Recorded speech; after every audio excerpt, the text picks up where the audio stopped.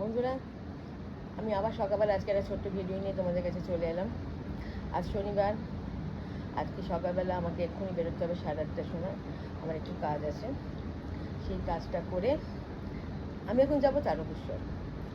আমার সংসারের সাথে সাথে আমার নিজস্ব কিছু কাজ আছে, যে কাজগুলো করতে আমি খুব ভালোবাসি, জানো তো। আমার ভালো লাগে সমাজের সঙ্গে থাকতে, সমাজের সেবা করতে। এটা যেন আমার নিজস্ব ভালো লাগে। আমার রান্না করার সঙ্গে সঙ্গে যদি এই কাজগুলো না করি, তাহলে আমার কাজটা কিন্তু শেষ হয় না, আমার মন ভালো লাগে না, কাজ ভালো লাগে না। সেই জন্য আমি এখন বেরোবো।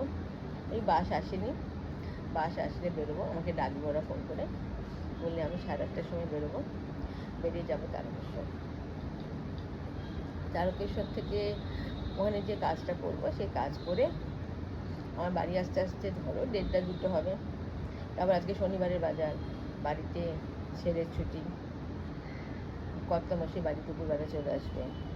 অবশ্যই রান্নাবান্না করা থাকলে ওরা নিজেরাই নিয়ে খেয়ে নেবে, যদি আমি আসতে না পারি সেই সময় আর কি। তারপরেতে আমি আসবো। এসে আবার একটা কাজ আছে। তোমরা জানো বন্ধু, আমি একটা ট্যুর অ্যান্ড ট্রাভেলসের বিজনেস করি। তা একটা ইলিশ উৎসব করবো। এই জুন মাসে শেষ হবে না, কারণ জুন মাসে জামাই ষষ্ঠী আছে, তারপর অম্বুবাচী পড়ে যাচ্ছে। এই জন্য আমাকে অনেকেই বলেছে, দিদি এটা তুমি জুলাইয়ের প্রথমে করলে আমাদের সুবিধা হয়, কারণ একটু টাকা পয়সারও ব্যাপার থাকে। তো জামা ষষ্ঠী দেখো, আমরা মধ্যবিত্ত মানুষ বেশি দেয়, তো খরচাপাতি থাকে। ওই জন্য আমি ওটা করবো তোমার জুলাই মাসে ফার্স্ট উইকে, যে সানডেটা পড়বে, ওতে ইলিশ উৎসব করবো, ওটা লঞ্চে করবো।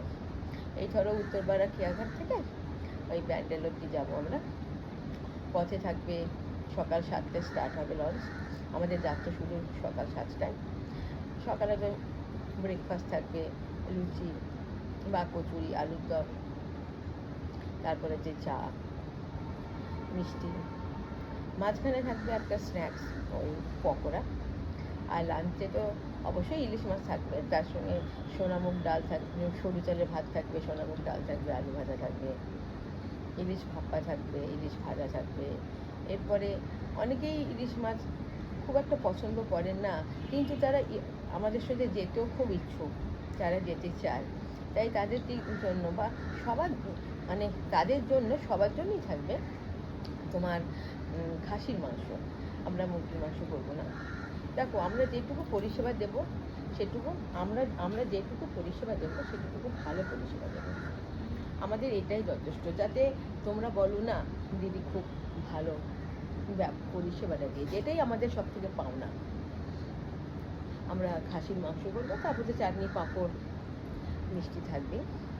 তারপর ফিরতি পথে ফেরার সময় বিকেলে একটু চা বিস্কুট না দিলে তোমাদের যাত্রাপথ শুরু মানে শেষ হয় না, ওই চা বিস্কুট থাকবে। দিয়ে এই প্রোগ্রামটা আজকে ফাইনাল করতে হবে। ওই জন্য আবার এসে আবার বিকেলবেলা একজনদের সাথে মিটিং আছে, কারণ এইগুলো করতে গেলে প্রথম যেগুলো দরকার হয় বন্ধু, রাঁধুনি, গাড়ি, লঞ্চ।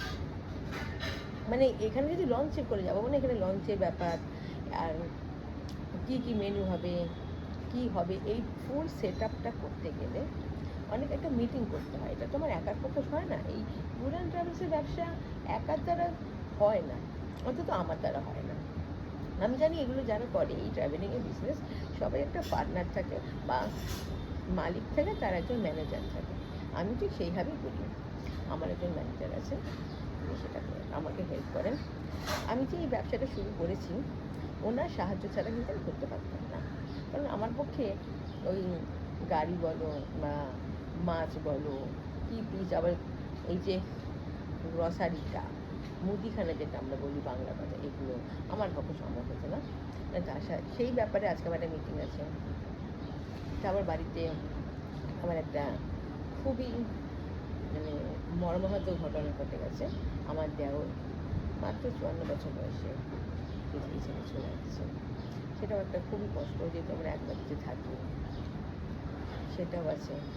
তার সাথে সেটাও একটা মানে বন্দোবস্ত, তার কাজ, তার শরীরগুলো করতে হবে, সেদিকেও একটু কাজ থাকতে হবে। ধরুন আমি মোটামুটি এগুলো নিয়ে ভালো আছি বলতে, মানে এই কাজ, রান্না বান্না, সংসার, বাইরের কাজ, সমাজের ব্যাপার আমি ভালো আছি।